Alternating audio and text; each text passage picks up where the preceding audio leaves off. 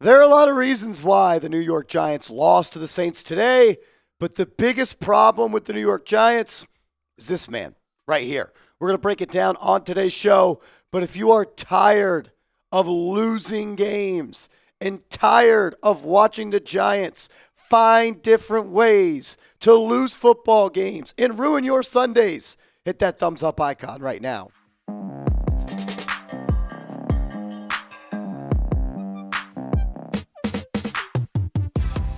This is New York Giants Now by Chat Sports. I am your host, Marshall Green. I did thousands of videos last year saying the New York Giants need to fire Joe Schoen. They did not. And now they are paying the price for it. A lot of reasons why the Giants lost to the Saints. But the biggest problem with the New York Giants right now and why they can't win games on Sunday is because of Joe Schoen and the decisions and the moves he does and does not make to win games. I'm going to start with this. There's a rant coming somewhere in today's video. Putting Jaxson Dart out there today with Darius Slayton, Wan'Dale Robinson, Beaux Collins, and Jalin Hyatt as your top four wide receivers is football general manager malpractice. He should be fired for a long list of reasons. But to me, this is the nail in the coffin for Joe Schoen. You're putting a rookie quarterback out there in game number 2 of his NFL career. And the receiving room that you gave him is the worst in the National Football League. But it goes hand in hand because Joe Schoen, you are the worst general manager in the National Football League. I'm not saying you win today's game if you upgrade little Jordan Humphrey from the practice squad to the active roster for game day, but you can't tell me there's any reason for him not to be on the active roster.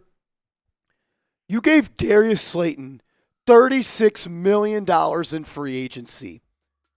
What are you doing?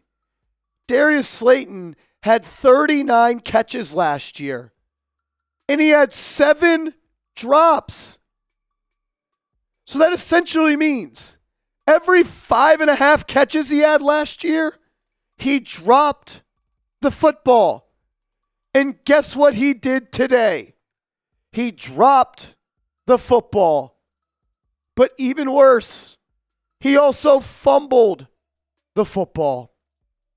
The New York Giants have to make a move at the wide receiver position this week. If they don't, they are going to stunt the growth of Jaxson Dart because there are not many quarterbacks in this league that can make it work with Darius Slayton, Wan'Dale Robinson, Jalin Hyatt, and Beaux Collins. It's a joke of a wide receiver room. And you're asking your rookie quarterback in his second game to turn water to wine. Joe Schoen has been the general manager for 4 off seasons. I was at the NFL Combine this year, and I got to speak to Joe Schoen. I asked him a question. I said, at your introductory press conference, when you became the general manager for this team, you said you could build a team that can compete for today and win tomorrow. I said, Joe, you're in offseason number 4. Where are the Giants at in that process? And he gave me some BS answer, some coach speak answer on how we have to do better. We're going to do better, and we're going to do this. But you still haven't done it. You've gone through 4 free agency cycles, and you have signed 0 weapons. The only weapon you've added to this team in free agency that is still on this team is Devin Motor Singletary. Are you kidding me? You've added no offensive talent at running back through free agency. None at wide receiver. None at at tight end. It's a joke.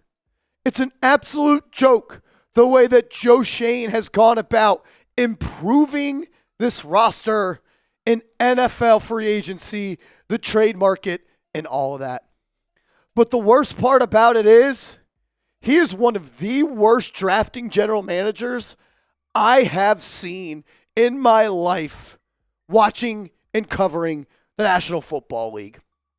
So I want to go through an exercise on today's show. We're going to go through the 2022 draft, 2023 draft, and 2024 draft.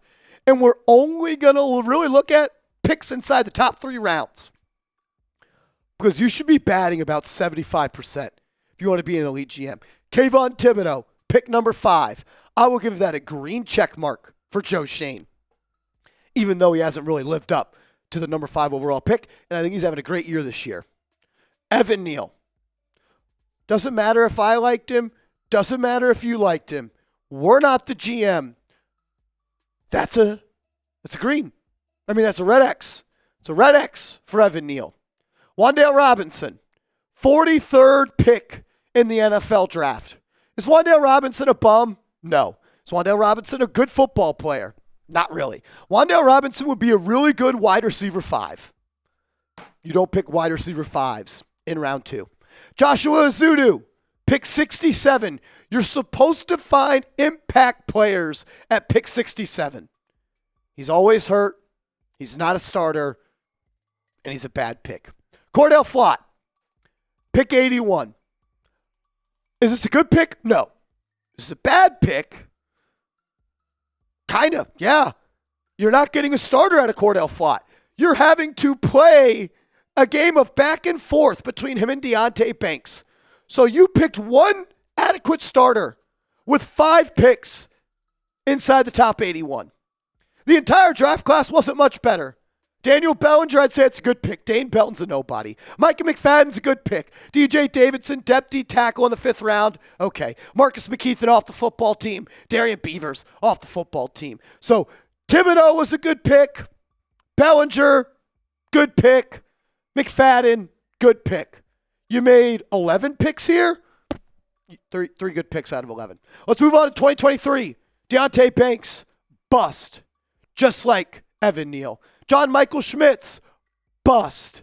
Jalin Hyatt, bust. Miss. This may go down as one of the worst draft classes in NFL history. Eric Gray, horrible. Trey Hawkins, off the football team. Jordan Riley, off the football team. Javarius Owens, off the football team. There is not one pick from 2023 that is helping the Giants win football games this year. In fact, they're all hurting the New York Giants from winning football games. The 2023 draft class should have got him fired alone. In 2024, congratulations on picking Malik Neighbors. Smart, real smart. Tyler Nubin, bust. Andrew Phillips, solid pick. I would say an average to above average starting slot corner at the 70th overall spot. So let's add it all up. Or we'll look at the 2024 class first. Tyrone Tracy, solid player. Darius Muasau, okay. Theo Johnson, looks like he's coming along pretty well.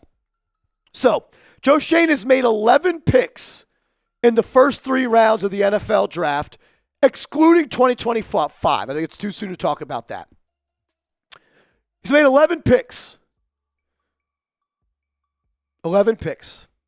Phillips, Nubin, Neighbors, Hyatt, JMS, Banks, Flott, Ezeudu, Robinson, Neal, and Thibodeaux. He's batting 27%.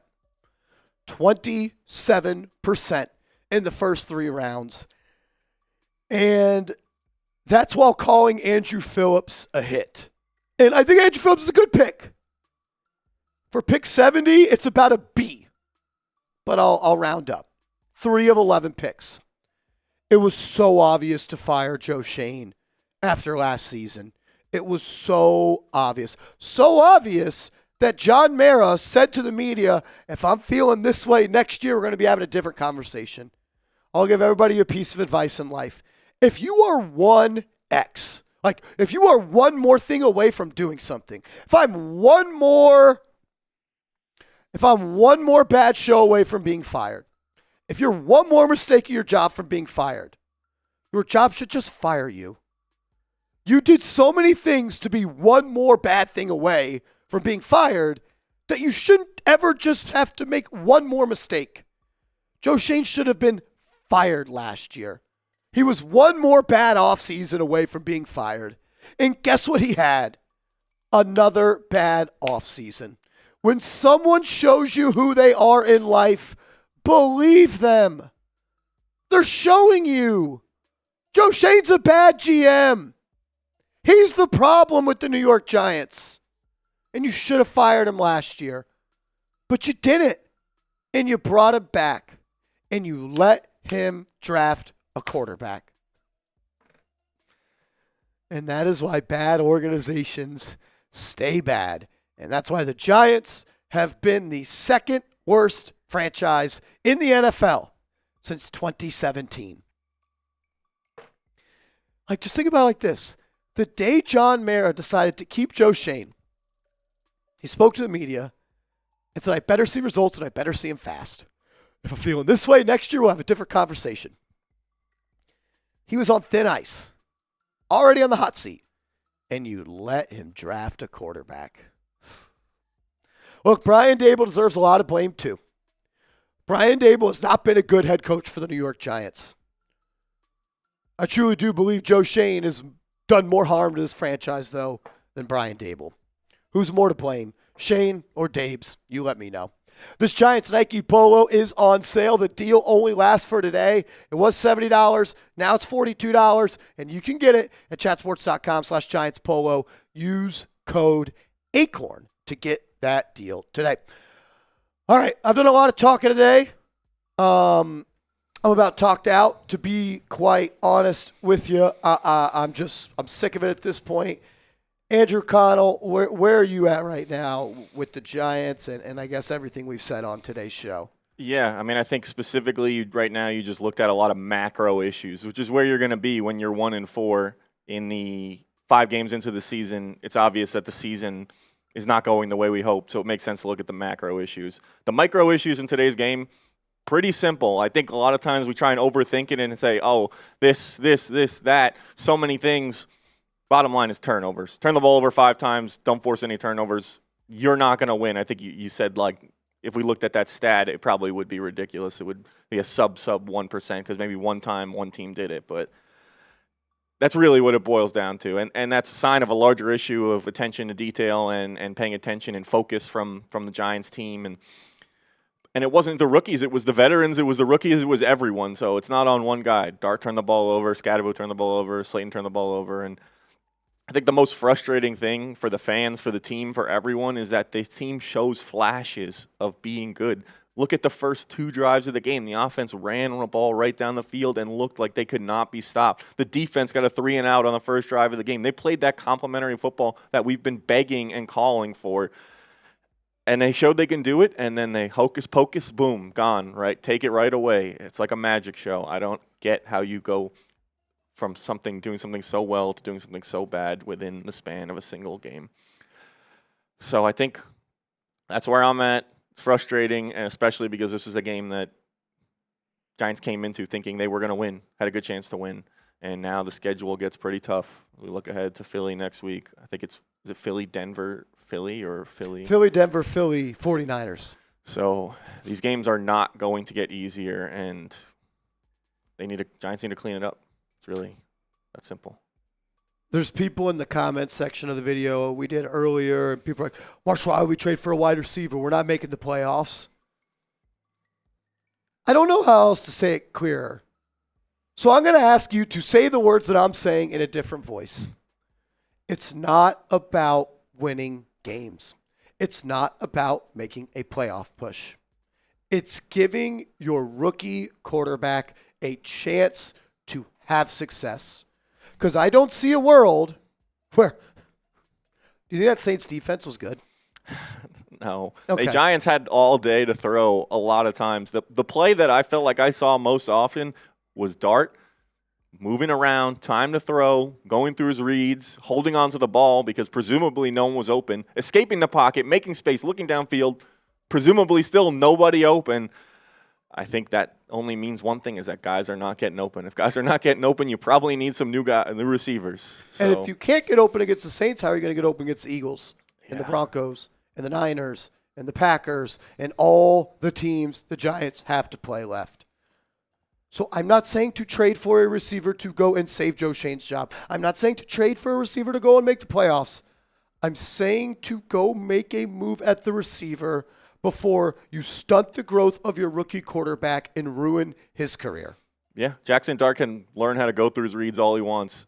If there's never a read that opens up for him, those mental reps, those game reps aren't going to be very good. And what's going to start happening is they're going to start stacking the box, and the Giants are going to be able to run the ball, and it's going to create all these imbalance issues in the offense, and it's just going to make it harder and harder for Dart. And he's a confident guy. I don't think he's going to lose confidence, but if they continue to struggle, it's going to keep piling on, and the pressure's going to keep going, and eventually the coaches are going to get fired, and its development's going to spiral out and out of control.